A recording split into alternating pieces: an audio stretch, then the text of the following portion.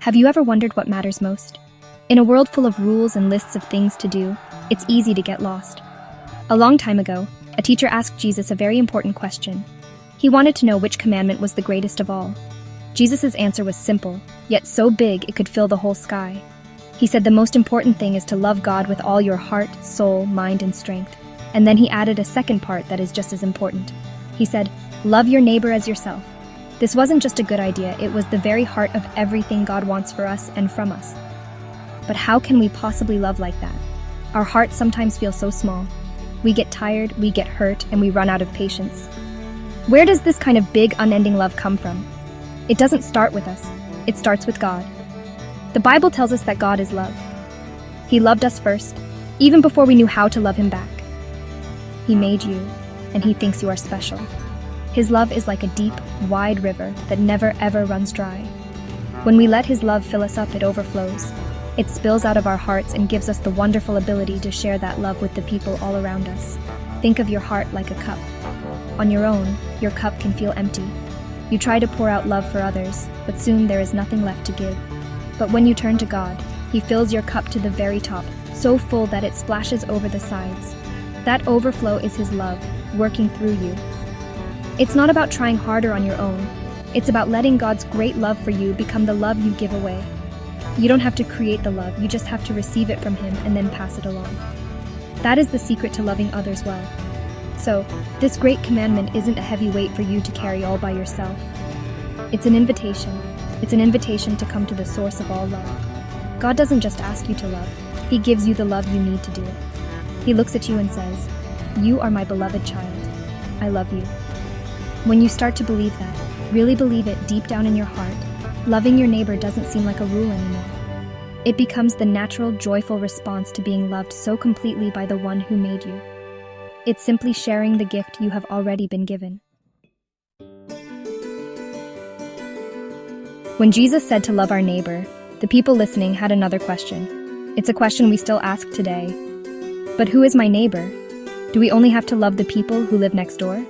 The people who are easy to like? The people who are just like us? Jesus answered this question with a story, a powerful story about a man who was beaten, robbed, and left on the side of the road to die. He was hurt and helpless, alone and in desperate need of a kind face and a helping hand. He needed a neighbor to show him some love and care.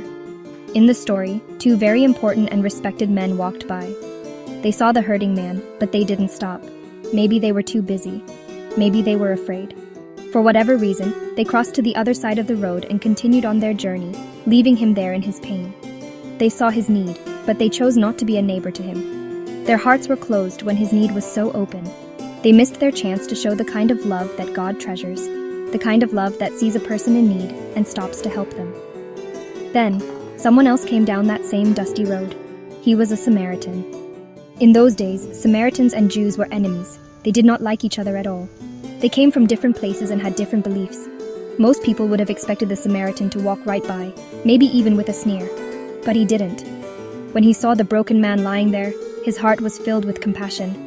He didn't see an enemy, he saw a person who was hurting. He saw someone who needed help, and he knew he had to do something about it. This Samaritan man knelt down, cleaned the man's wounds, and gently bandaged them. He lifted him onto his own donkey and took him to an inn to rest. He even paid the innkeeper to take care of the man until he was well. Jesus then asked the teacher, which of these three was a neighbor to the man who was hurt? The answer was clear. The neighbor was the one who showed mercy. Your neighbor is anyone you meet who is in need.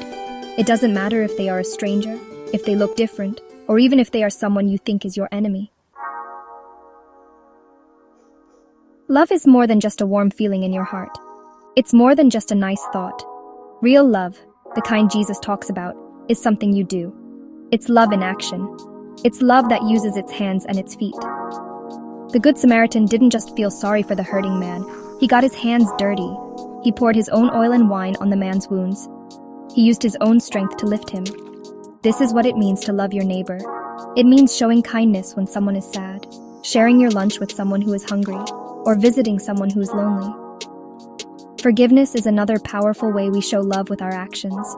Life is full of moments where people hurt us, sometimes on purpose and sometimes by accident. It is easy to hold on to that hurt, to build a wall around our hearts to protect ourselves. But Jesus asks us to do something very brave. He asks us to forgive. Forgiveness is like unlocking a door and letting go of a heavy weight you have been carrying. It doesn't mean what they did was okay, but it means you are choosing to let go of the anger and pain. It's a gift of love you give to someone else, and it's a gift of freedom you give to yourself. Generosity is also love in action. It's the joyful act of sharing what you have with others. The Samaritan was generous.